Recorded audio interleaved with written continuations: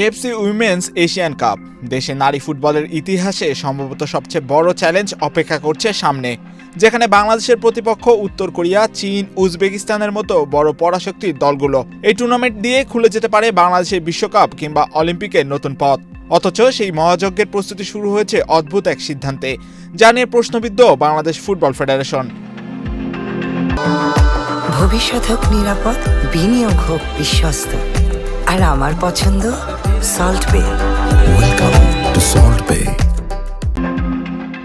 এর শুরুটা প্রধান কোচ পিটার বাটলারের না থাকা নিয়েই। যে ক্যাম্পে থাকার কথা প্রধান কোচের, সেখানে তিনি নেই সহকারী কোচ মাহবুবুর রহমান লিটুও। বুধবার থেকে ঢাকার জাতীয় স্টেডিয়ামে শুরু হয়েছে বাংলাদেশ নারী জাতীয় দলের ক্যাম্প, তবে মূল কোচ ছাড়াই। আর বাফুফের ভাষ্য অনুযায়ী এই পরিকল্পনা নাকি কোচ বাটলারেরই সাজানো।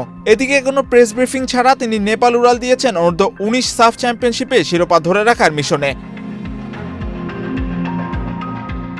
কিন্তু প্রশ্ন উঠছেই, এশিয়ান কাপের মতো মঞ্চের চেয়ে একটি বয়সভিত্তিক আঞ্চলিক ট্রফি বেশি গুরুত্বপূর্ণ কিনা।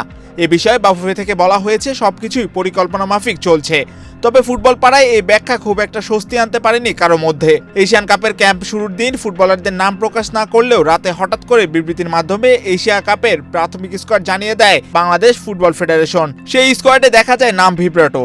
সুইডেন প্রবাসী আনিকা রানিয়া সিদ্দিকী হয়ে যান আনিকা রহমান। পরে অবশ্য সংশোধনী দেওয়া হয় বাংলাদেশ ফুটবল ফেডারেশন থেকে। অন্যদিকে কোচ পিটার বাটলারের মতে বাংলাদেশের নারী ফুটবলের ট্রেনিং স্কোয়াড নাকি প্রাথমিক স্কোয়াড, তা নিয়ে রয়েছেও প্রশ্ন। এশিয়ান কাপের মতো আসরে কোচের অনুমতি ব্যতীত ছাড়াই কি স্কোয়াড ঘোষণা করছে বাফুফে, এমন প্রশ্ন রয়েছে সবার মাঝেই।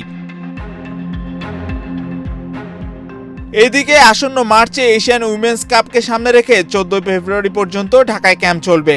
এরপর দল যাবে থাইল্যান্ড, সেখান থেকে অস্ট্রেলিয়ার সিডনিতে।